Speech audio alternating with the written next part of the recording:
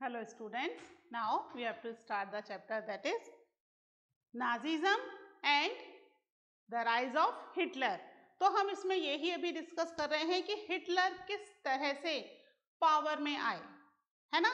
Hitler का बचपन poverty में बीता, उसके बावजूद he wanted to serve for the country और कंट्री में मैसेंजर का काम करने के बावजूद भी उन्होंने ब्रेवरी के कई अवार्ड्स जीत लिए, कई मेडल्स जीत लिए, है ना। और कंट्री में वर्सेलिस ट्रीटी से वो भी दुखी थे like the other country man.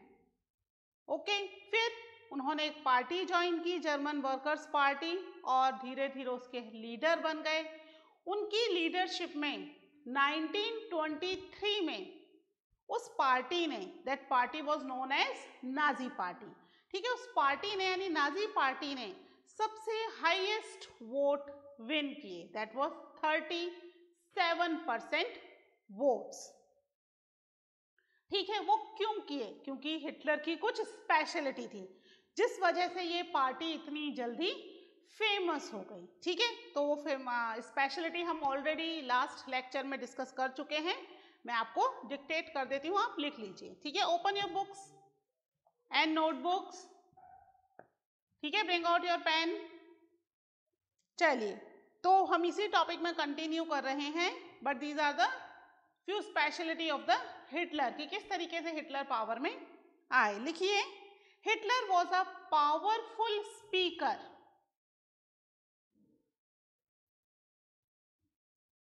Next लिखिए, he promised to build a strong nation,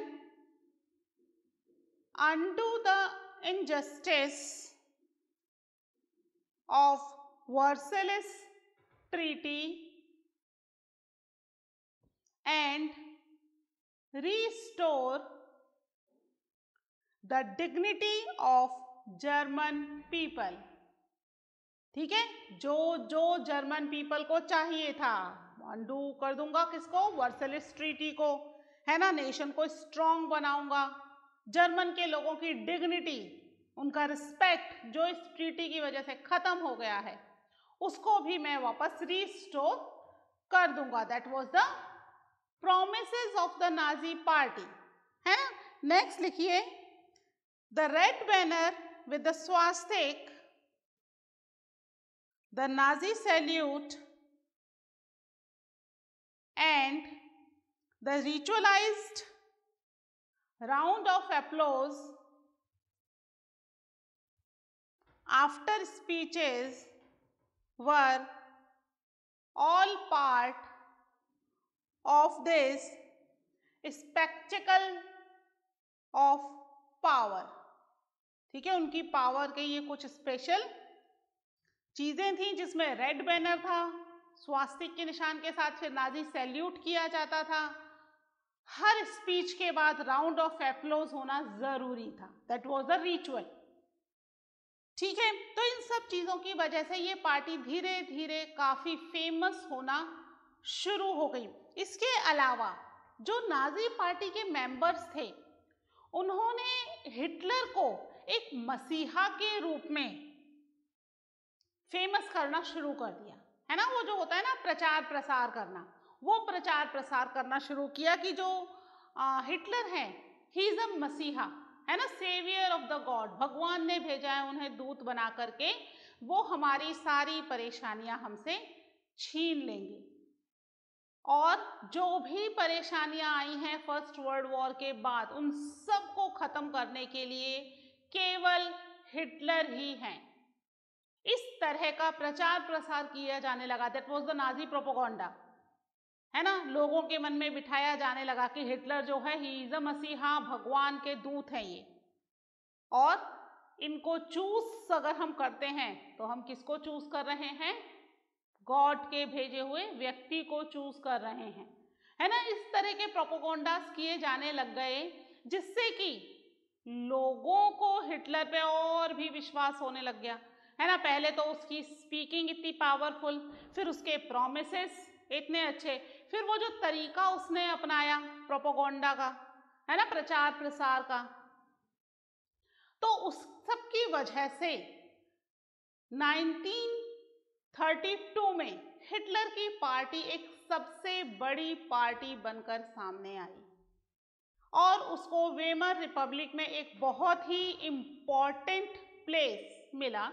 उस समय वेमर रिपब्लिक के प्रेसिडेंट थे हिडनबर्ग, है ना, प्रेसिडेंट हिडनबर्ग। उन्होंने उन्हें बाकायदा इनवाइट किया to hold the second highest post. First highest post क्या थी? That was the president. Second highest post थी चांसलर की। तो हिडनबर्ग ने उन्हें इनवाइट किया to hold the post of chancellor, second highest post, ठीक है, हिडनबर्ग के अंडर में। तो क्या हिटलर हिडनबर्ग के अंडर में काम करेंगे? 30 जनवरी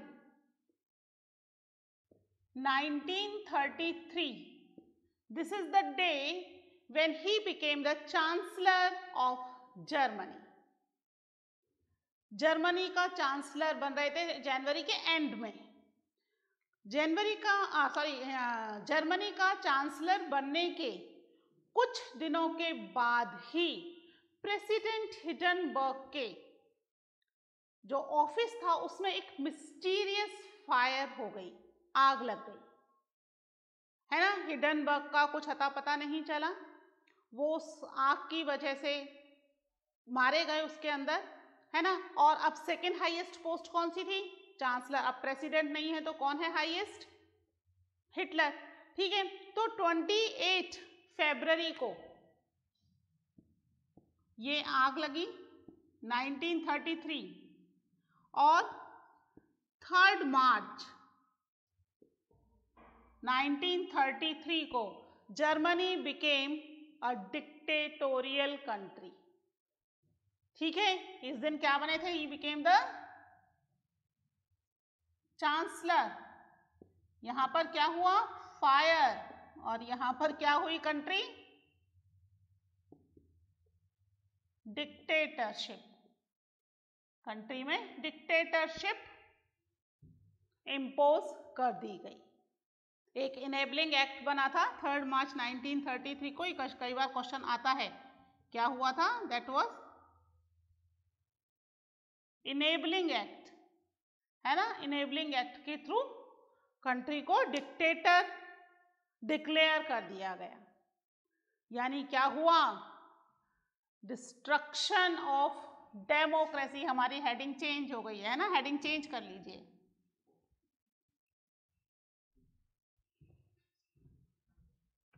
क्या हुआ कंट्री में? The destruction of democracy. किस तरह हुआ?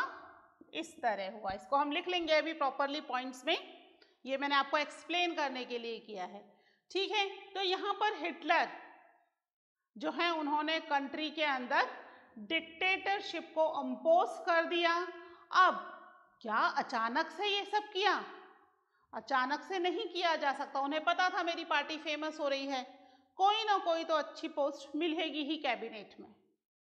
पहले से ही उन्होंने तैयारी करी हुई थी, बाकायदा कॉन्सेंट्रेशन कैंप बनवाए हुए थे। कॉन्सेंट्रेशन कैंप एक तरीके से जेल कह लीजिए, लेकिन वहां जेल में जाने से पहले व्यक्ति को बताया नहीं जाता कि क्राइम क्या है ना। तो उन्होंने अपने खुद के कॉन्सेंट्रेशन कैंप बनवाए हुए थे और जो उनके सबसे बड़े एनिमी थे कम्युनिस्ट, है ना। रशिया की तर्ज पर यहाँ पर भी क्या चाह रहे थे? सोशलिस्ट गवर्नमेंट, कम्युनिस्ट गवर्नमेंट, है ना। तो उनके सबसे बड़े दुश्मन थे कम्युनिस्ट। उन लोगों को, उन कम्युनिस्ट लीडर्स को ढूंढ ढूंढ के सबसे पहले उसने इन कॉन्सेंट्रेशन कैंप में डालना शुरू कर दिया, है ना। ये कॉन्सेंट्रेशन कैंप ऐसे थे कि चारों तरफ से इनको वायर से जो होती है ना, डोली बनाई हुई थी वायर की, और उसमें करंट छोड़ा हुआ था, बिजली का, इलेक्ट्रिसिटी। अगर भागने की कोई कोशिश भी करेगा तो जैसे ही वो उन आयरन के वायर से टकराएगा उसकी डेथ हो जाएगी। बहुत हाई वोल्टेज इलेक्ट्रिक करंट थे, है ना। और कॉन्सेंट्रेशन कैंप, जेल के अंदर ही रहो, है ना, जेल के अंदर तो रहना ही है। भागने की कोशिश की जाएगी तो मारे जाएंगे। तो वो कॉन्सेंट्रेशन कैंप इन्होंने बनवाए हुए थे, जिसके अंदर अब जो भी इनका ओपोज करेगा उसको उन कॉन्सेंट्रेशन कैंप के अंदर डाल दिया जाएगा। प्लस उनकी एक जो पुलिस थी ग्रीन ड्रेस में, जो यूनिफॉर्म में होती है, ग्रीन यूनिफॉर्म में जो लोकल पुलिस थी सिंपल, वो तो थी ही।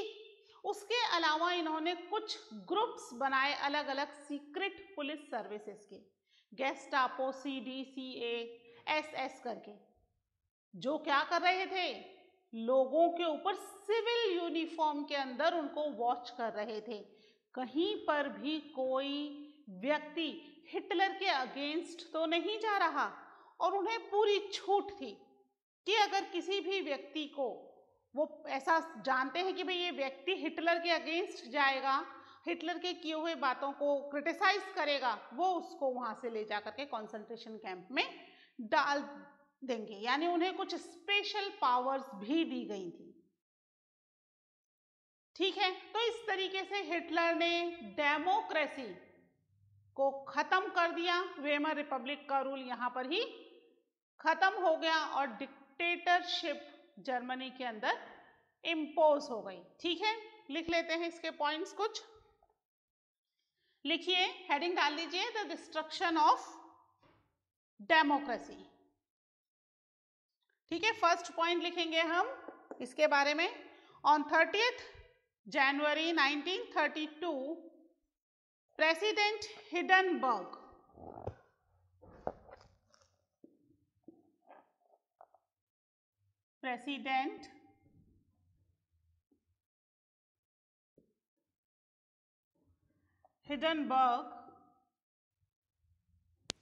offered the chancellorship, the highest position in the cabinet of minister to Hitler। ठीक है, द हाईएस्ट पोजीशन है ना, कैबिनेट ऑफ मिनिस्टर में highest position, the highest position in the cabinet of minister to the Hitler. ठीक है, कब? 30th जनवरी को। नेक्स्ट लिखिए, a mysterious fire that broke out in the German Parliament building in February।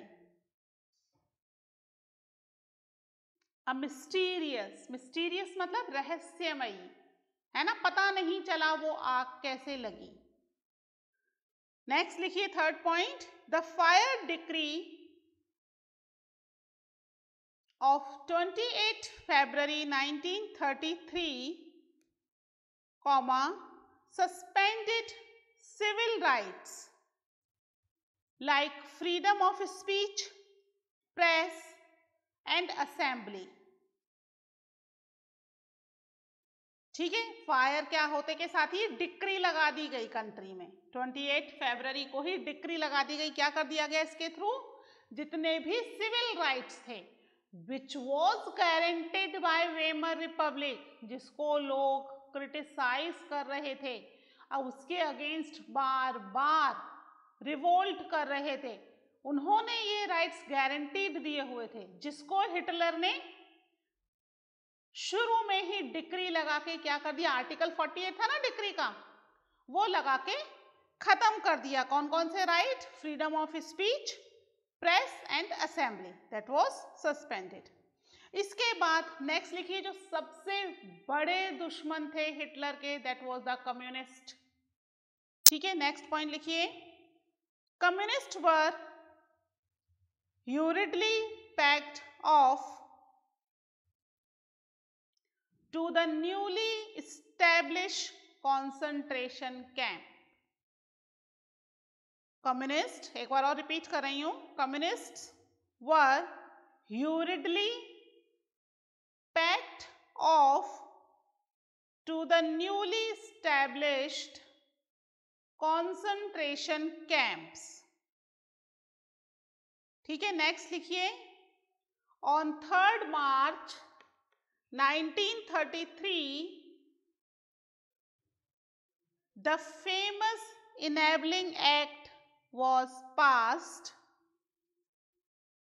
which established dictatorship in Germany, which established dictatorship in Germany. ठीक है, 3 मार्च को क्या हो गया, इनेबलिंग एक्ट पास हो गया, डिक्टेटरशिप लग गई। 8 फरवरी को तो फायर ही हुआ।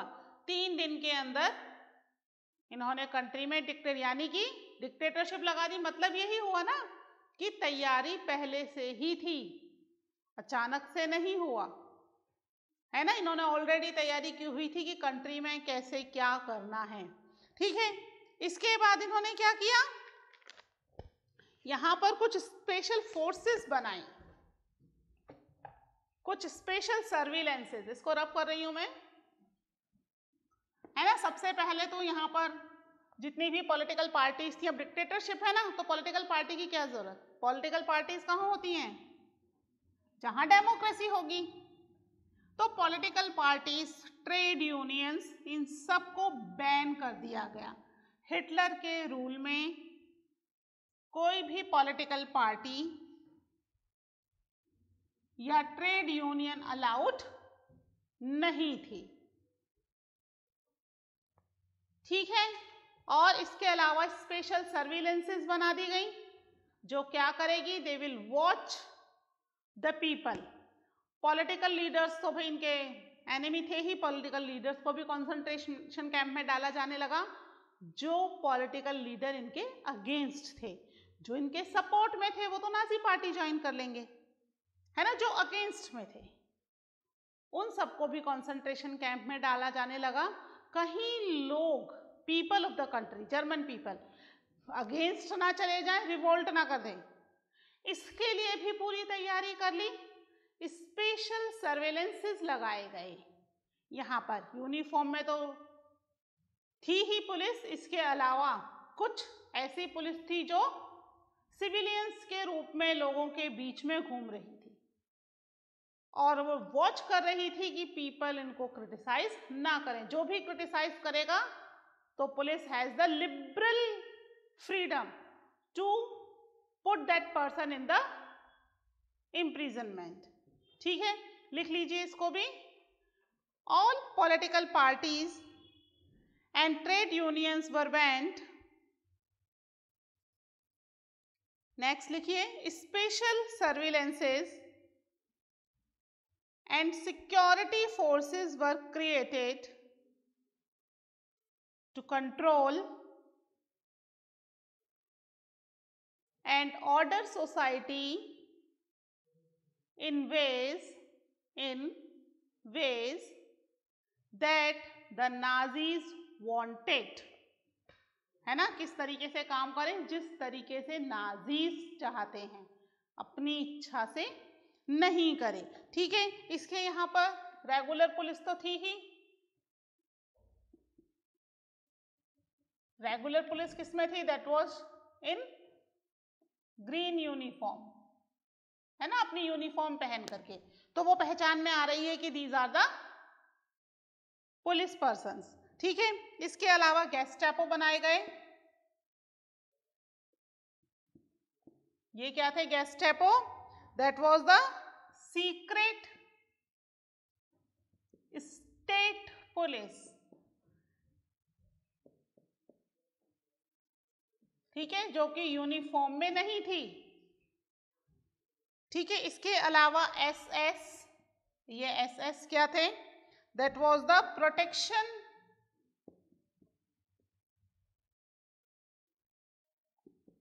Protection squad.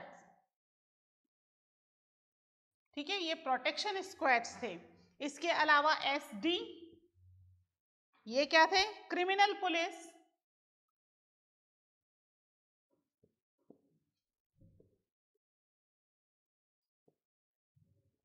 And security services.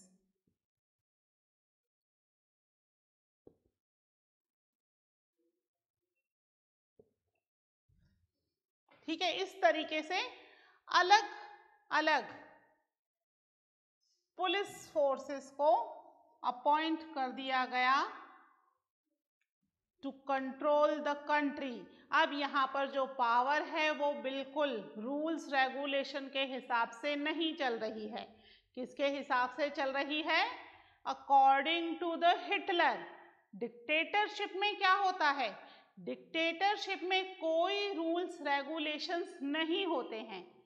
सारे रूल्स रेगुलेशंस कंट्री में अकॉर्डिंग टू डिक्टेटर चलते हैं, है ना। जिसका भी रूल है कंट्री में, वो जो रूल बनाएगा वो चलेगा। अब वो रूल सही हो या गलत हो, जो पहले राइट्स उन्हें गारंटीड थे, जिसकी वजह से वो वेमर रिपब्लिक की अच्छे से क्रिटिसिज्म कर पा रहे थे, अब यहाँ कोई क्रिटिसिज्म का राइट नहीं है। करते हैं तो इतने लोग उन्हें वॉच कर रहे हैं, कुछ यूनिफॉर्म में है, कुछ विदाउट यूनिफॉर्म में है ना। उन्हें नहीं पता कब कौन कहाँ से आकर के उन्हें पकड़ के ले जाएगा, किस बात के लिए। और यहाँ पर पुलिस उन्हें जेल में डालने के लिए कोई रीजन देने के लिए भी, जरूरी नहीं कि उन्हें कोई रीजन दिया ही जाए, बिना किसी रीजन के उन्हें जेल में डाला जा सकता है। अगर पुलिस को लगता है, जो स्पेशल पुलिसेस बनाए, स्पेशल सीक्रेट सर्विसेज बनाई गई हैं, कि भाई लोग उन्हें पसंद नहीं कर रहे हैं, या हिटलर को क्रिटिसाइज कर रहे हैं, या हिटलर के अगेंस्ट कोई कॉन्स्पिरेसी कर रहे हैं, ठीक है। तो इस तरीके से हिटलर ने कंट्री के अंदर डेमोक्रेसी बिल्कुल खत्म कर दी और कंट्री में पूरे तरीके से डिक्टेटरशिप स्टैब्लिश हो गई, ठीक है। डिक्टेटरशिप स्टैब्लिश होने के बाद अब लोगों से किए हुए प्रोमिसेस भी तो पूरे करने थे ना, जो प्रोमिसेस किए हैं, ठीक है। इनको आप लिख लीजिए एक बार, इन फोर्सेस के नाम को। कई बार ऑब्जेक्टिव टाइप क्वेश्चंस में ये पूछ लिया जाता है ना। फिर हम बात करते हैं कि किस तरीके से हिटलर ने जर्मनी के बेटरमेंट के लिए काम करना शुरू किया, ठीक है।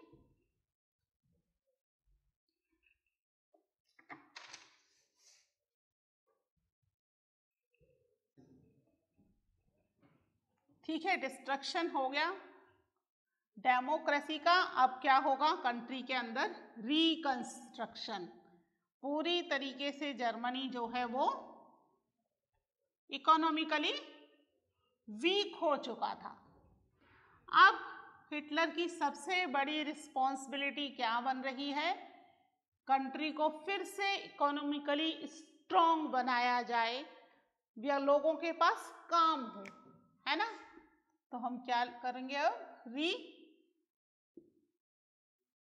कंस्ट्रक्शन,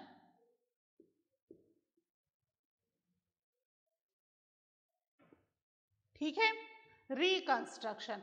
तो अब ये रिकंस्ट्रक्शन यानी इकोनॉमी को इम्प्रूव करने का जो काम है, वो हिटलर ने अपने एक इकोनॉमिस्ट लीडर हजमल सचेत को दिया कि भाई अब आप कंट्री में इकोनॉमी को स्ट्रॉन्ग करिए। तो यहाँ पर उन्होंने एक स्टेट फंडिंग प्रोग्राम बनाया, जिसमें फंडिंग स्टेट करेगी, फुल प्रोडक्शन और फुल एम्प्लॉयमेंट, ठीक है। सबको काम मिलेगा, खूब जम करके प्रोडक्शन किया जाए, स्टेट फंडिंग मिलेगी। इसके थ्रू ही उन्होंने एक जो रशिया का हाईवे है उसको कंस्ट्रक्ट भी किया। वोल्क्सवैगन नाम की एक जो कार थी वो भी कंट्री में आई, है ना। इसके बाद हिटलर अपने नेक्स्ट प्रोजेक्ट की तरफ देखना शुरू किया। उसको चाहिए था कि भाई जो उनके रिसोर्सफुल एरियाज ऑक्यूपाई कर लिए हैं उन्हें वापस लिया जाए। तो सबसे पहले उसने लीग ऑफ नेशन से अपने आप को फ्री करवा लिया, है ना।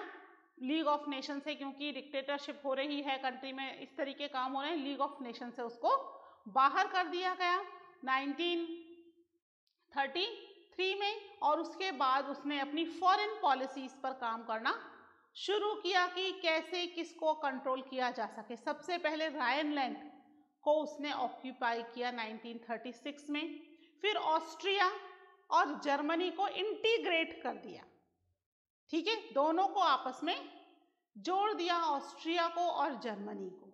और यहाँ पर क्या इसने स्लोगन दिया? One leader one people one empire का स्लोगन दिया।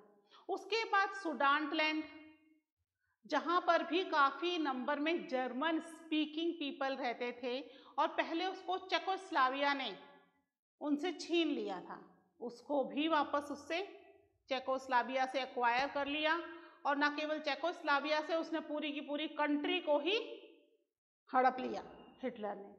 ठीक है, अब वो फॉरेन पॉलिसीज पर काम कर रहा है, आसपास की कंट्रीज को अपने कंट्रोल में करना चाह रहा है।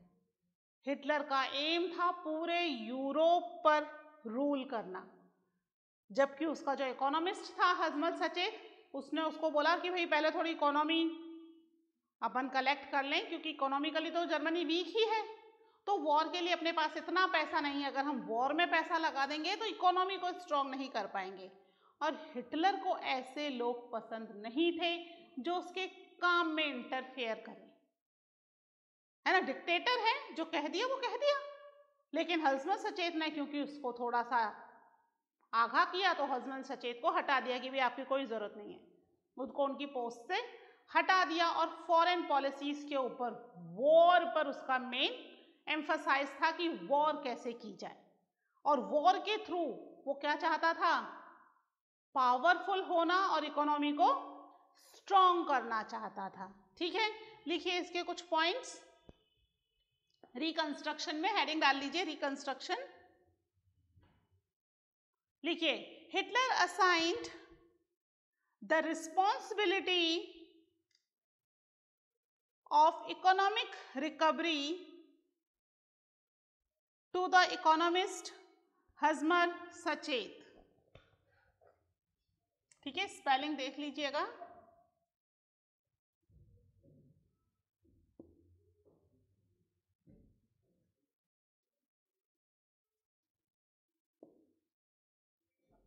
ठीक है, इकोनॉमिस्ट हर्मन सचेत। फिर नेक्स्ट देखिए second point, the state funded project produce the famous German super highway and the people's car Volkswagen. कौन सी कार है? दैट इज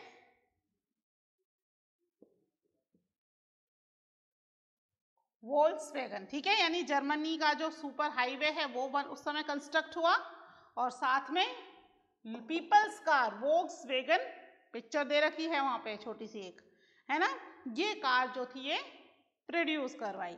ठीक है, एक बार और बोल देती हूँ इस पॉइंट को, मैं लिख लीजिए।